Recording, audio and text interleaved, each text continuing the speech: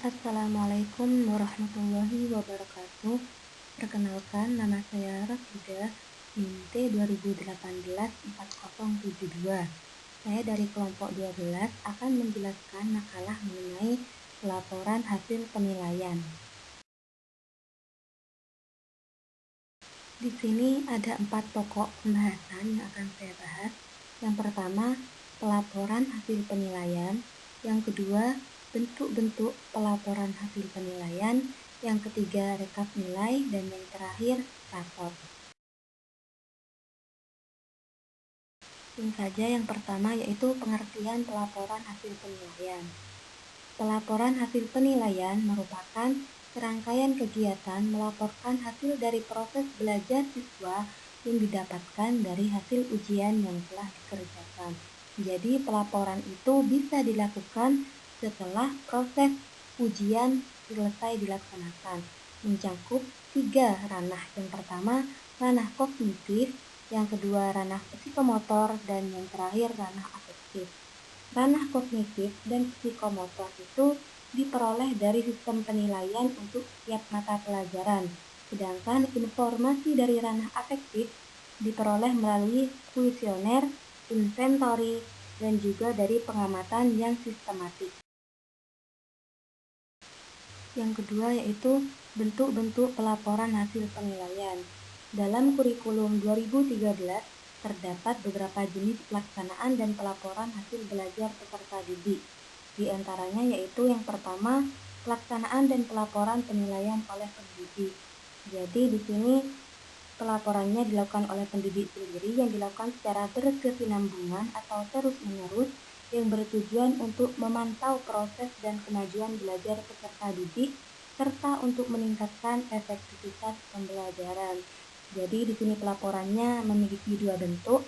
Yang pertama, nilai atau deskripsi pencapaian kompetensi. Yang kedua, deskripsi sikap.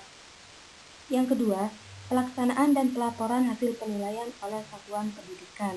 Jadi pelaporan penilaiannya tidak dilakukan oleh pendidik lagi, akan tetapi sudah dilaksanakan oleh satuan pendidikan.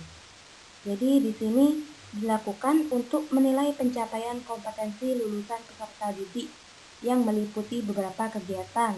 Yang pertama yaitu menentukan kriteria minimal pencapaian tingkat kompetensi. Yang kedua, mengkoordinasikan hasil ulangan harian, tengah semester, akhir semester maupun ujian akhir sekolah.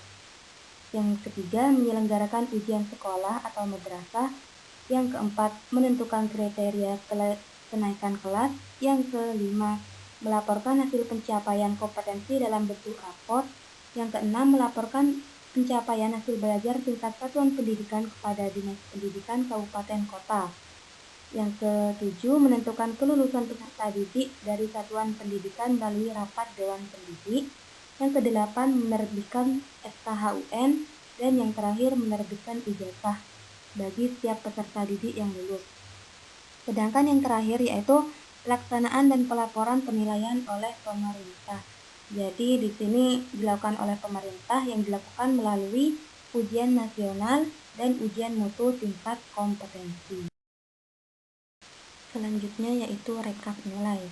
Jadi dalam KBBI dijelaskan, rekap memiliki arti ringkasan, ikhtisar, ringkasan isi atau ikhtisar pada laporan maupun akhir hitungan dan pembuatan rincian data yang bercampur aduk menurut kelompok utama.